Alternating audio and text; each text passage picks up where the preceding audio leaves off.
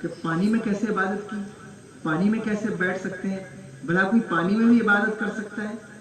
میں کہوں گا اچھا، پانی کے اندر بھی عبادت کی جا سکتی ہے، پانی کے اندر ہوٹل بن سکتا ہے، یہ قبول ہے، پانی کے اندر شادی ہو سکتی ہے، یہ قبول ہے، پانی کے اندر جو ہے وہ سفر کیا جا سکتا ہے، لیکن اگر کوئی یہ کہہ دے کہ اللہ کا ولی پانی کے اندر موجود تھا اتنے دنوں تک، وہ قبول نہیں ہوتا۔ یہ ایمان کی کمزوری ہے، خدا کی قسم، اور علم کی کمزوری ہے۔ جس کو اللہ علم دیتا ہے اسے معلوم ہے، جو اللہ حضرت یونس علیہ السلام کو مچھلی کے پیٹ میں رکھ کر اللہ اکبر پورے سمندر کی سیر کرا سکتا ہے، جو اللہ 300 سال سے زیادہ اصحاب کہف کو غار میں سلا کر اٹھا سکتا ہے، جو اللہ حضرت عزیر علیہ السلام کو، تم کہو گے یہ تو نبی ہے، نبی کی بات کر رہے ہیں، نبی کی بات کر رہے ہیں، نبی کی بات کر رہے ہیں، میں کہوں گا بے شک نبی کی بات کر رہا ہوں، نبی کی بات کر رہا ہوں۔ کیا تم نے حضور کی حدیث نہیں پڑھی؟ بلا شبہ نبوت کا دروازہ بند ہے، لیکن میرے آقا ارشاد فرماتے ہیں میری امت کے اولیاء بنی اسرائیل کی انبیاء کی طرح ہیں۔ حضور نے ارشاد فرمایا، اب کس معنی میں ارشاد فرمایا یہاں اس کا وقت نہیں ہے، ورنہ اس کی بھی وضاحت کرتا، لیکن میں تمہیں بتا دوں، خدا کی قسم، خدا کی قسم، اللہ کے ولیوں سے جن کرامت کا ظہور ہوتا ہے، اصل میں وہ اپنی کرامت کا ظہور نہیں کر رہے ہوتے، بلکہ ولیوں سے جو کرامت ظاہر ہوتی ہے وہ اصل میں جس نبی کی امت میں وہ ہوتے ہیں اس نبی کا معجزہ ہوتی ہے، اس نبی کا معجزہ بن کر ظاہر ہوتی ہے۔ اگر جو ہے وہ 35 سال تک پانی کے اندر رہے تو لوگ اعتراض کریں گے، خیر میں یہاں اس کا بھی جواب ابھی اس وقت نہیں دینا چاہتا، صرف اتنا کہنا چاہتا ہوں کہ اگر اہل یقین ہو تو اس بات کو سمجھنا، 35 سال عبادت کرنے کے بعد اللہ تبارک و تعالیٰ کی رحمت نے کہا کیا چاہتا ہے، کیا چاہتا ہے، تو حضرت بولی شاہ قلندر، نام بولی شاہ نہیں تھا، کہنے لگے اللہ میں چاہتا ہوں مجھے علی کی طرح بنا دے، مجھے علی کی طرح بنا دے، علی کی طرح بنا۔ تو اللہ نے کہا کہ علی کی طرح تو نہیں بن سکتا، علی کی طرح تو نہیں بن سکتا، کیوں؟ کیونکہ علی کی طرح بننے کے لیے سیدہ کائنات کی طرح خدا کی قسم زوجہ چاہیے، اس کی طرح ان کی طرح دلہن چاہیے، اور سیدہ کائنات کی طرح کوئی دوسرا پیدا نہیں ہو سکتا، کیوں؟ کیونکہ وہ نبی کی بیٹی ہے، خدا کی قسم وہ نبی کی بیٹی ہے۔ علی کی طرح بننے کے لیے حسنین کی طرح بچے ہونے چاہیے، تو وہ بچے تو نہیں ہو سکتے، وہ تو ایک ہی ہے، خدا کی قسم۔ اللہ نے کہا، اس کی رحمت نے کہا علی کی طرح، ارے جب کوئی علی کی طرح نہیں ہو سکتا تو نبی کی طرح کیسے ہو سکتا ہے؟ نہ دیکھا دہر میں کوئی ولی علی کی طرح، میں کیسے مان لوں کہ ہے امتی نبی کی طرح؟ ایسا ہو نہیں سکتا، علی کی طرح نہیں ہو سکتا۔ فرمایا علی کی طرح نہیں ہو سکتا تو کہا پھر علی کی خوشبو عطا کر دے، علی کی خوشبو عطا کر دے۔ تو پھر اللہ نے علی کی خوشبو عطا فرمائی، جب عطا فرمائی تو لقب کیا ہوا؟ بو علی، بلکہ بوئے علی، سمجھ رہے ہیں آپ؟ توجہ ہے۔ ان کا ایک مرید تھا پانی پت کرنال میں، ایک مرید تھا، حضرت کے پاس آتا اور کہتا حضور مجھے مدینہ شریف جانے کی بہت آرزو ہے، مدینہ جانے کی آرزو ہے، کرم فرمائیں، حج پہ جانا چاہتا ہوں۔ فرماتے بیٹا مدینے کے آداب بہت ہیں، بعد میں جانا، پہلے آداب سیکھ لے۔ ایک سال گزر گیا، دوسرے سال پھر حاضر ہوا، کہا حضور مدینہ جانا چاہتا ہوں، کہا مدینے کے آداب بہت ہیں، کہا بعد میں جانا۔ مدینے کے آداب بہت ہیں، جو لوگ عمرے پر جاتے ہیں، حج پر جاتے ہیں، میں ان سے گزارش کرتا ہوں، دیکھو وہ بارگاہ ایسی بارگاہ ہے، 40 سال تک حضرت امام مالک نے وہاں بیٹھ کر درس دیا ہے، لیکن امام شافعی کہتے ہیں میں نے 10 سال امام مالک سے پڑھا ہے، اللہ اکبر، کہتے ہیں 10 سال میں کوئی ایک دن بھی ایسا نہیں ہوا جب میں نے کلاس ناغہ کی ہو، لیکن کسی دن بھی ایسا نہیں ہوا کہ جب وہ حدیث کے کتاب کا ورق پلٹیں تو اس سے بھی آواز پیدا ہو، اس سے بھی آواز نہیں پیدا ہوتی تھی۔ حضرت بایزید بستامی اللہ اکبر، حضرت جنید بغدادی کہتے ہیں کہ اولیاء کی جماعت میں بایزید کا مقام وہ ہے جو فرشتوں کی جماعت میں جبرائیل کا مقام ہے، اللہ اکبر۔ حضرت بایزید بستامی جب حضور کی بارگاہ میں پہنچے تو تھوڑے دیر کے لیے حاضر ہوئے اور پلٹ کر کے واپس آ گئے۔ لوگوں نے کہا بایزید ساری زندگی دعا کرتے تھے حضور کی بارگاہ میں حاضری ہو، اور جب حاضری ہوئی تو واپس آ گئے، کیوں؟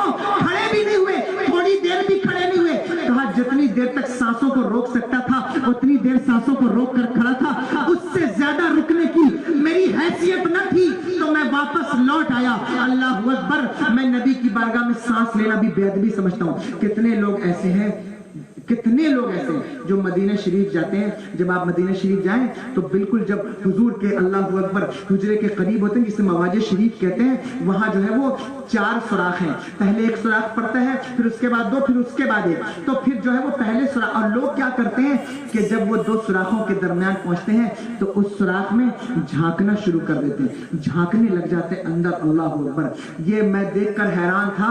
मैंने एक स्क्रीन पे देखा कि ये काम भी लोग वहां करते हैं। हुजूर ने इरशाद फरमाया, बल्कि हुजूर ने कितनी सख्त बात की, जो दूसरों के घर में झांकता है उसके बारे में हुजूर ने क्या इरशाद फरमाई। उलमा बैठे, इनसे आप पूछिए। अल्लाहु अकबर। और हुजूर के घर में हमारा अकीदा ये नहीं कि नबी मरकर मिट्टी में मिल गए, माअल्लाह, 1000 बार माअल्लाह। हमारा नबी जिंदा है।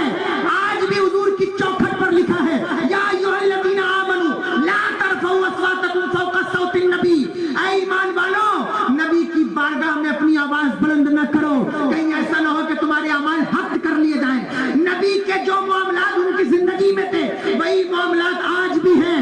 आज भी मदीने पहुंचो तो निगाहों को झुका के पहुंचो, आवाज को बंद करके पहुंचो। नबी की बारगाह का अदब यह है। मेरे इमाम कहते हैं, क्या फरमाते हैं, अल्लाहु अकबर, हरम की जमीन और कदम रख के चलना, अरे सर का मौका है ओ जाने वाले। हुजूर मुफ्ती आज़म हिंद फरमाते हैं, सर तो सर, जान से जाने की मुझे हसरत है। मैं तो जाता, तेरे इरशाद ने जाने न दिया, तेरे इरशाद ने जाने न दिया। अल्लाहु अकबर। उस बारगाह में ऐसी बेअदबी कर रहे होते हैं। उन्होंने फरमाया, बेटा अदब सीख ले तब मदीने जाना, अदब सीख ले तब मदीने जाना।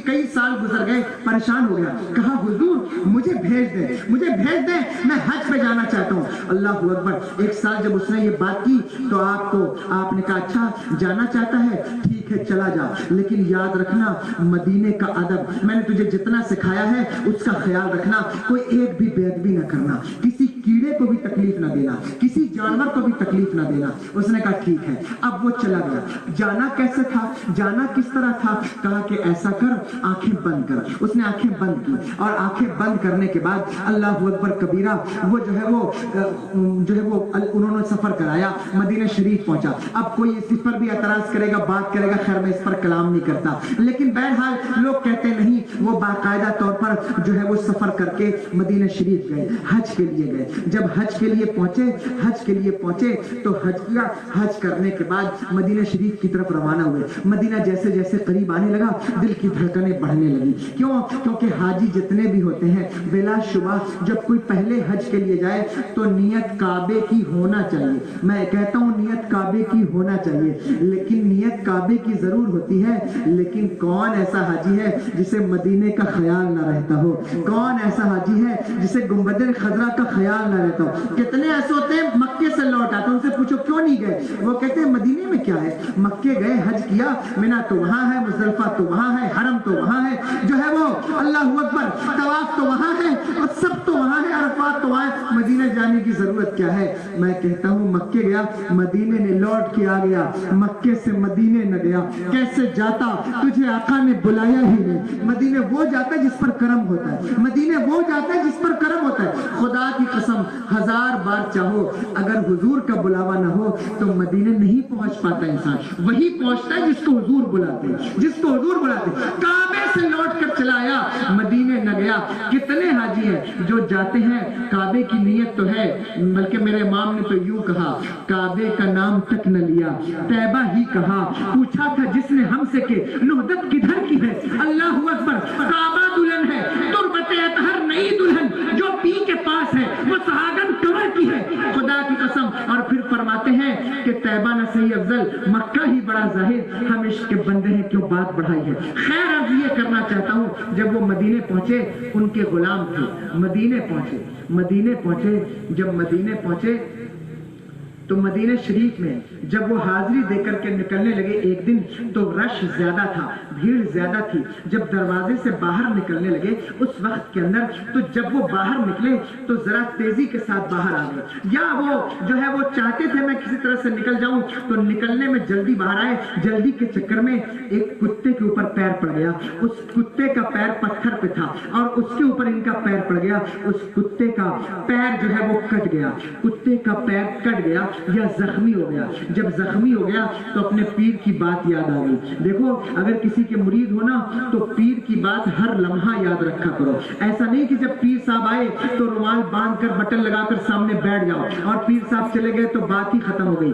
پیر کہیں بھی رہے, اگر تم نے پیر کا ارادہ کیا ہے, پیر کے مرید ہو, تو پھر یہ دو رنگی نہ کرو اپنے پیر کے ساتھ. میں اپنی بہنوں سے بھی کہتا ہوں, ماؤں سے بھی کہتا ہوں, اگر ہاتھ دیا ہے تو کیا یہ فارمیلٹی کے لیے دیا ہے یا اس لیے دیا ہے کہ میں پیر کی بات مانوں گا, پیر کی بات مانوں گی. جس کو بھی پیر بناؤ, اور پیر بھی بہت چھان پھٹک کے بناؤ. میرے مفتی اعظم کہتے ہیں پانی پیو چھان کے اور پیر کرو جان کے. جب پیر کسی کو بناؤ تو بہت سمجھ کر بناؤ, لیکن جب پیر بنا لو تو پیر کرشمہ دیکھ کر نہیں بنایا جاتا, بلکہ پیر سنتوں کی پابندی دیکھ کر بنایا جاتا ہے. اللہ اکبر, اس کے چہرے پر دیکھا جاتا ہے کہ اس کو دیکھنے سے خدا یاد آتا ہے یا دنیا ہی یاد آتی ہے. جس کو دیکھنے سے خدا یاد آئے اس کو پیر بناؤ, اس کی صحبت اختیار کرو. جس کو دیکھنے سے اللہ یاد آتا ہو, اور جب ایک بار پیر بنا لیا تو پھر پیر بنانے کے بعد اس کی بات مانا کرو, چاہے وہ موجود ہو یا نہ موجود ہو. اچھا مرید وہی ہوتا ہے جب انہوں نے دیکھا کہ پیر کٹ گیا, پیر صاحب نے کہا تھا کہ کبھی جو ہے وہ کوئی گستاخی نہ کرنا, کوئی بے ادبی نہ کرنا. پیر کی بات یاد آئی, جب پیر کی بات یاد آئی تو فوراً اپنی آستین سے, اپنے دامن سے کپڑا پھاڑا اور پھاڑ کر کے اس کو جو ہے وہ کتے کی مرہم پٹی کر دی. کتے کی مرہم پٹی اپنے جو ہے وہ یعنی کہ اپنے دامن کے پٹی سے کر دی, اور پٹی سے کرنے کے بعد پھر جو ہے وہ چلے آئے. جب پیر کی بارگاہ میں آئے تو جب حضرت ابو علی شاہ قلندر کی بارگاہ میں آئے تو حضرت ابو علی شاہ قلندر نے چہرہ پھیر لیا. وہ سوچتے تھے کہ جب میں حج کر کے لوٹوں گا تو میرا پیر مجھے گلے سے لگائے گا, میرے ماتھے کو چومے گا, لیکن پیر نے چہرہ پھیر لیا. تو حاضر ہوئے اور عرض کی حضور کیا بات ہو گئی کہ آپ نے چہرہ پھیر لیا ہے؟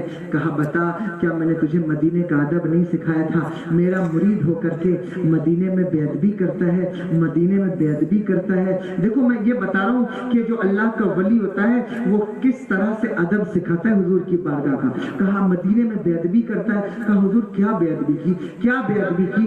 تو حضرت ابو علی شاہ قلندر نے کہا یاد کر کیا بے ادبی کی. کہا حضور کوئی بے ادبی نہیں کی, بس ایک بات مجھے یاد آتی ہے, ایک کتے کے پیر پر چڑھ گیا تھا جس کا پیر میری پیر کی وجہ سے زخمی ہو گیا تھا. اس کے علاوہ تو اور کوئی بات نہ ہوئی.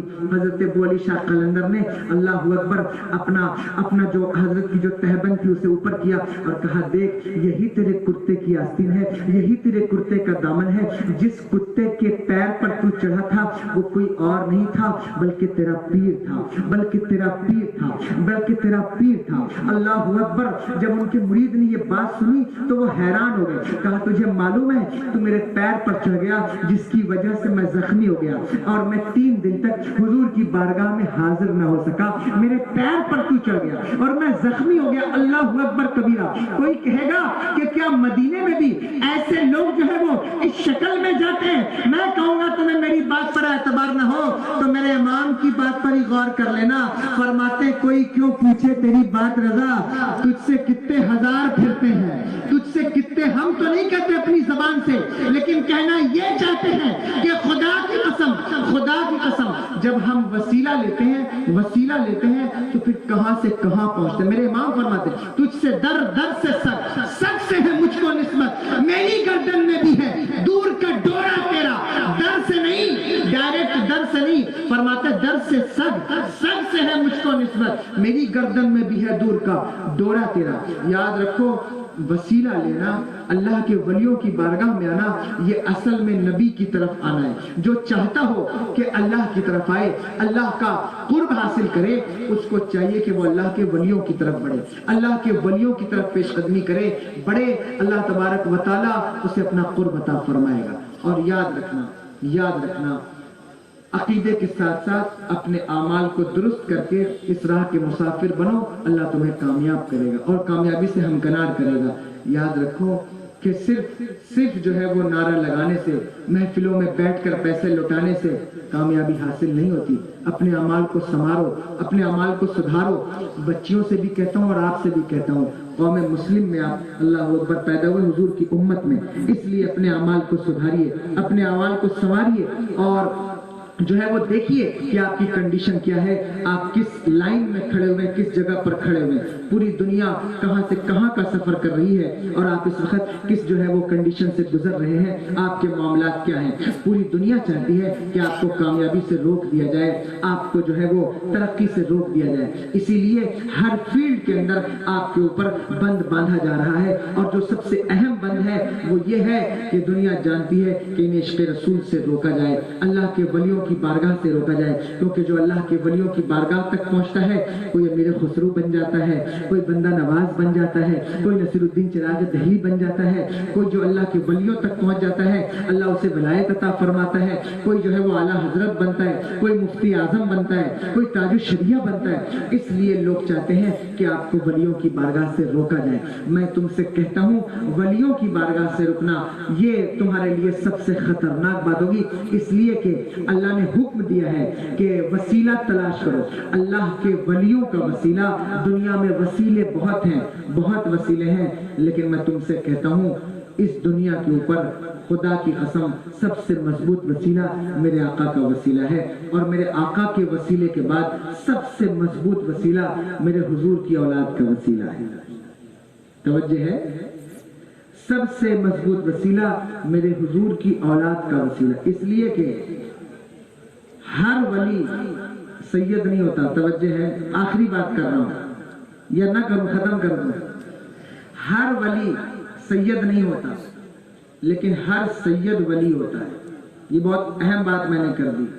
آپ کہو گے شاید خود سید ہے اس لیے اپنی فضیلت بیان کر رہا ہے۔ میں اپنی فضیلت نہیں بیان کر رہا ہوں، یہ اللہ کا شکر ہے، اللہ کا فضل ہے کہ اللہ نے ان کی نسل میں پیدا فرمایا، لیکن میں اپنی فضیلت نہیں بیان کر رہا ہوں۔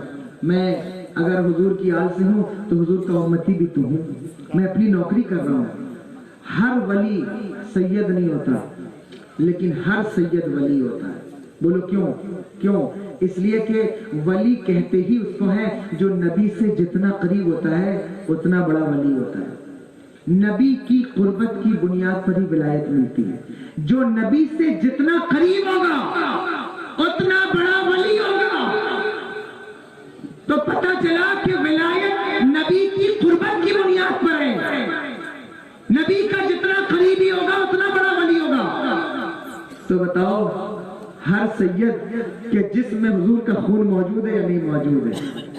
تو یہ اس لیے میں کہہ رہا ہوں کہ ہر ولی سید نہیں ہوتا، لیکن ہر سید ولی ہوتا ہے۔ ایک معنی میں قربت کے معنی میں نے ولی کا ایک معنی جو ہے وہ قربت کے بھی آتے ہیں، قریبی کے بھی آتے ہیں، تو اس معنی میں نے یہ بات بیان کر دی کہ ہر سید ولی ہوتا ہے۔ تو پتہ چلا حضور کے بعد اگر کوئی وسیلہ سب سے مضبوط وسیلہ ہے، میں نہیں کہتا، امام شافعی کہتے ہیں کہ سب سے بڑا وسیلہ کیا؟ آپ فرماتے ارجو بہم اوتا غدن، فرمایا آل النبی ذریعتی وہم الیہ وسیلتی ارجو بہم اوتا غدن بید الیمین صحیفتی۔ امام شافعی کہتے ہیں کہ دنیا کے اندر اللہ اکبر سب سے مضبوط وسیلہ آل محمد کا وسیلہ ہے، اور یہی وسیلے کی بدولت میرے نامہ اعمال جو میرے دہنے ہاتھ میں دیے جائیں گے وہ نبی کی اولاد کی بدولت دیے جائیں گے۔ اس لیے سادات سے جو ہے وہ سادات کا وسیلہ، نبی کے گھر والوں کا وسیلہ، یہ بہت اہم وسیلہ ہے۔ ان وسیلوں کو تلاش کر کے لوگ کہاں سے کہاں پہنچ گئے۔ جن لوگوں نے یہ وسیلہ لیا خدا کی قسم کوئی امام اعظم بن گیا،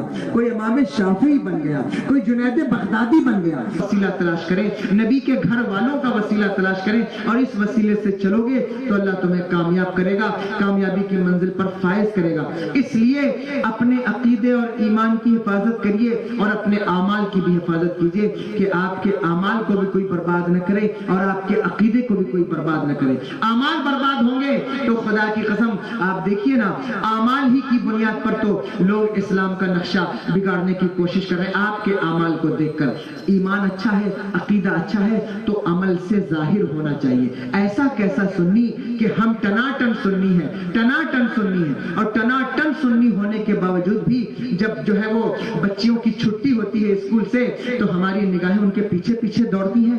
یہ کیسے ٹناٹن سنی ہو؟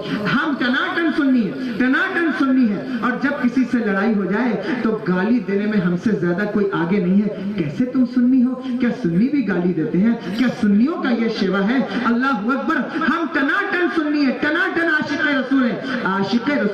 आशिक रसूल देखो मैंने वसीले पर तो इतनी बात कर दी, लेकिन आशिक रसूल बनना है तो अपने आमाल को दुरुस्त करो। आमाल दुरुस्त नहीं है तो फिर ये झूठा दावा मत किया करो। आशिक बनना बहुत बड़ी बात है, बहुत बड़ी बात है। आशिक जो बनता है उसकी कैफियत जुदा होती है, उसके हालात जुदा होते हैं। किस मुंह से दावा करते हो कि हम आशिक रसूल हैं, हम आशिक रसूल हैं। जो आशिक रसूल, आशिक हमेशा हमेशा आशिक अपने महबूब के लिए कुर्बानियां पेश करता है। क्या कुर्बानी तुमने पेश की है आज तक अपने महबूब के लिए? वो महबूब जिसने सारी जिंदगी तुम्हारे लिए दुआ में गुजार दी, सारी जिंदगी वो तुम्हारे लिए दुआ करता रहा, वो नबी, अल्लाहु अकबर, उस महबूब के लिए तुमने क्या कुर्बानी पेश की है? क्या कुर्बानियां दी हैं? तुमको रात की नींद कुर्बान नहीं है, फजर का नमाज का वक्त जाता रहता है, तुम उस वक्त नींद को कुर्बान नहीं कर सकते। तुम्हारी कंडीशन तो ये है, रिश्तेदारों के लिए भी तुम जो है वो नबी की मोहब्बत को कुर्बान कर देते हो। खुदा की कसम आशिकों का ये तरीका नहीं होता। आशिक तो वो होता है जो सब कुछ कुर्बान करके भी अपने महबूब की मोहब्बत को बाकी रखता है, महबूब के रिश्ते को बाकी रखता है, वही सच्चा आशिक होता है। आशिक यूं नहीं होता कि बस जबान से कह दिया आशिक, जबान से कहने से क्या फायदा, जबान से कह भी दिया ला इलाहा तो क्या हासिल, दिलो निगाह मुसलमान नहीं तो कुछ भी नहीं। और बात करना बहुत आसान। इकबाल कहते हैं ना कि इकबाल बड़ा उपदेशक है, बातों से मन मोह लेता है, गुफ्तार का ये गाजी तो बना, किरदार का गाजी बन न सका। सिर्फ जबान से रटते रहो आशिक है, इससे फायदा नहीं है। एक मर्तबा हुजूर ने कह दिया कि वो देखो मेरा आशिक है, तो खुदा की कसम जिंदगी पार लग जाएगी। लेकिन ये सुनने के लिए तुम्हें बहुत सारी कुर्बानियां देनी है।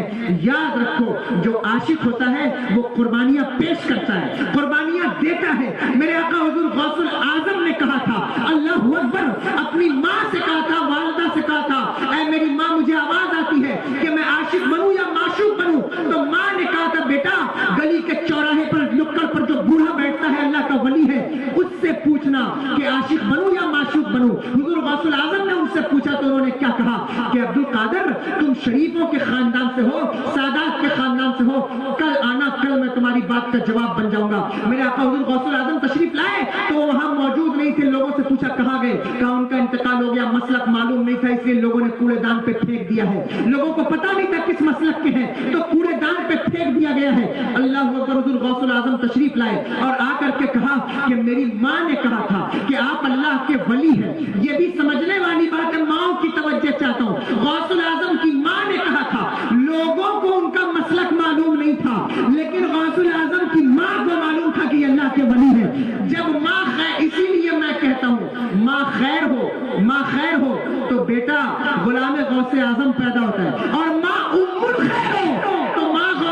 उम्मुल खैर हो तो बेटा गौसुल आजम पैदा होता है। इसीलिए कहता हूँ बाप साले हो तो बेटा जो है वो गुलाम गौस पैदा होता है, और बाप अबू साले हो तो बेटा गौसुल आजम पैदा होता है ना। माँ को मालूम था कि वो अल्लाह के वली है। खुदा की कसम आपने कहा कि आपने वादा किया था, क्या वली भी वादा करके करते हैं? कहा बेटा क्या मैंने नहीं कहा था मैं तुम्हारी बात का जवाब बन जाऊंगा? देखो मेरे लाशे को जो है वो अल्लाह अकबर परिंदे खा रहे हैं, ये मैं आशिक हूँ।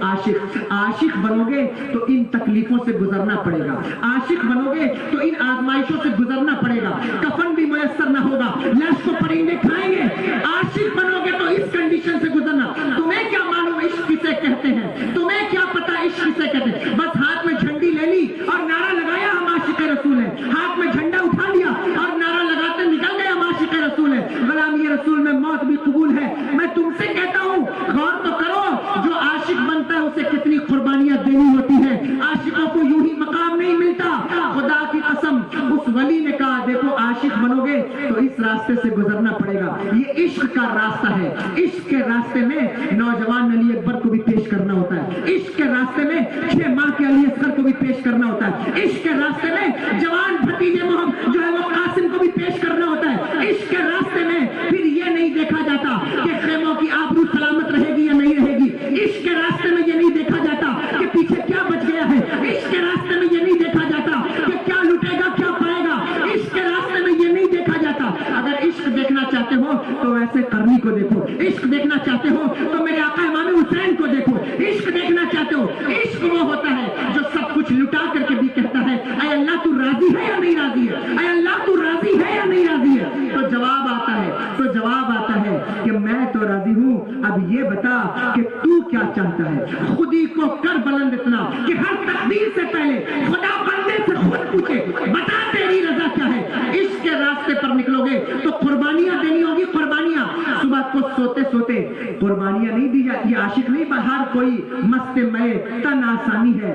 تم مسلمان ہو کیا یہی انداز مسلمانی ہے؟ اللہ اکبر. حیدری فخر ہے نہ دولت عثمانی ہے. تم کو اسلاف سے کیا نسبت روحانی ہے؟ وہ معزز سے زمانے میں مسلمان ہو کر اور تم خار ہوئے تارک قرآن ہو کر. قرآن کی تلاوت تمہارے یہاں نہیں, نماز کی پابندی تمہارے یہاں نہیں, عورتوں کا پردہ تمہارے یہاں نہیں, بچوں کی تعلیم تمہارے یہاں نہیں. اللہ اکبر. حرام اور حلال کی تمیز تمہارے یہاں نہیں. زبان کو کب گالی بکنے سے تم نے روکا ہے؟ کبھی یہ تو بتاؤ. آنکھوں کو بے حیائی سے کب تم نے روکا ہے؟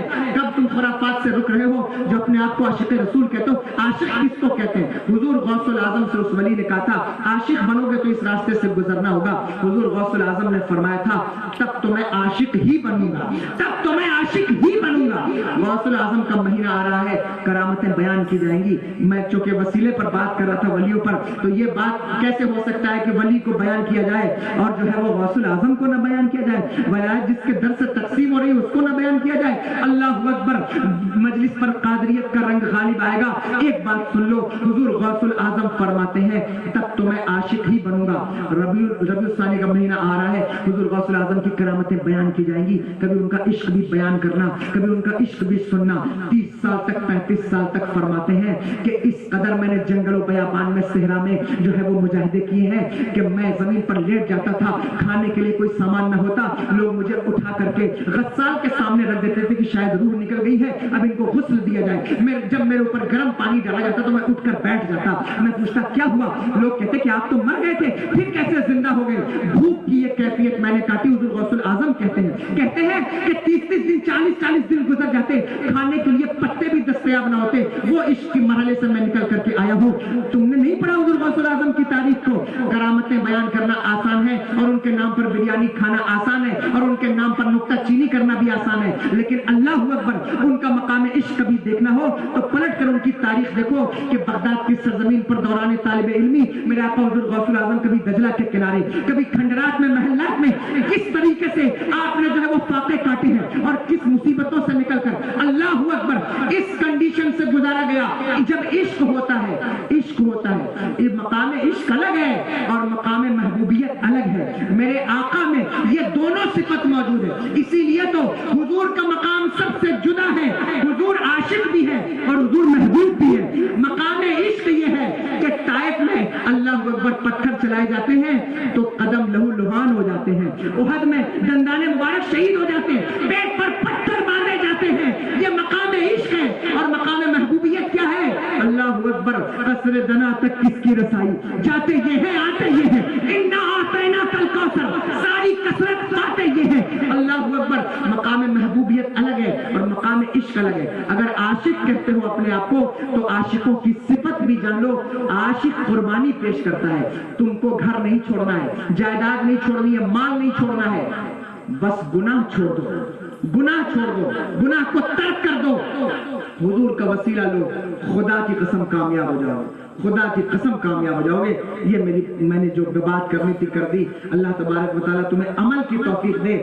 حضور کا عشق کہہ کر ایک بات بھی اگر تم نہ چھوڑ سکے ہو حضور کے لیے, ساری آسائش, ساری آرائش, کسی چیز پر تم جو ہے وہ تیار نہیں ہو کہ ہم یہ چیز تر, اگر تم سچے عاشق ہو, سچا عاشق حضور کے لیے قربانیاں پیش کرتا ہے. تم نے نہیں دیکھا کسی کا گھر بن رہا تھا, حضور تشریف لائے تو دیکھ کر کے حضور نے ناگواری کے آثار چہرے پر آئے تو اللہ اکبر انہوں نے پھاڑا لیا اور گھر کو زمین سے ملا دیا. حضور دوبارہ تشریف لائے, پوچھا یہاں گھر ہوتا تھا, کہا حضور آپ کو پسند نہیں تھا, میں نے خاک میں ملا دیا. کسی نے ہاتھ بڑھایا مصافہ کے لیے, ہاتھ میں سونے کی انگوٹھی تھی, حضور نے رخ انور پھیر لیا تو انہوں نے انگوٹھی کو اتار کے پھینک دیا اور حضور سے مصافہ کیا. جب چلنے لگے کسی نے کہا انگوٹھی تو اٹھا لو, تم نے پہننا گھر میں کسی عورت کو دے دینا. کہا نہیں, جس کو نبی کی بارگاہ میں پھینک دیا ہو پھر میں اسے دوبارہ نہیں اٹھاؤں گا.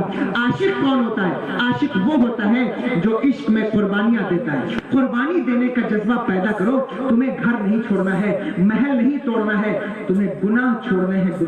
گناہ چھوڑ دو. اگر سچے عاشق ہو گناہ سے توبہ کر لو. یاد رکھو سچی توبہ انسان کو کامیاب کر دیتی ہے، انسان کی زندگی بدل دیتی ہے، انسان کی زندگی کا اسٹائل بدل دیتی ہے۔ تم خدا کی قسم ساری زندگی جو ہے وہ عشق کا دعویٰ کرتے رہو، تمہیں اس سے فائدہ نہیں ہوگا۔ ایک بار کوئی ایک چیز تو حضور کے نام پر ترک کرو، ایک چیز تو حضور کے نام پر چھوڑو، دیکھو اللہ تمہیں کیسے عروج عطا فرمائے، کیسے عروج عطا فرمائے۔ دیکھو آخری بات بیان کر رہا ہوں، اس کے بعد گفتگو ختم ہو